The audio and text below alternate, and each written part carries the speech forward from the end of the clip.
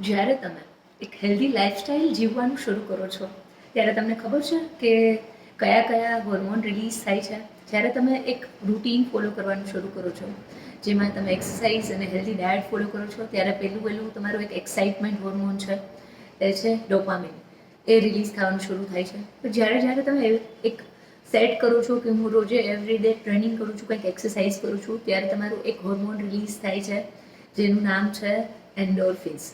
એન્ડોર્ફિન્સ release થાય છે કે જે તમને એક કોઈ પણ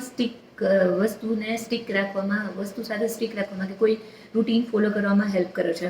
અને થર્ડ તમારું એક હોર્મોન રિલીઝ થાય છે જ્યારે તમે આ બેને આગળ થોડુંક એક તમારું માઇન્ડસેટ સેટ કરો છો, ત્યારે છે સેરેટોનિન. અને આ એક છે જ્યારે ડોપામિન છે એ તમારું એક એક્સાઇટમેન્ટ આપે છે.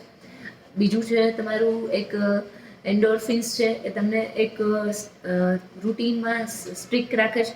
થર્ડ જે છે તમારું સેરેટોનિન, એ તમને કંઈક ને કંઈક વસ્તુ આગળ કાર્ય કરવા પ્રેરે છે.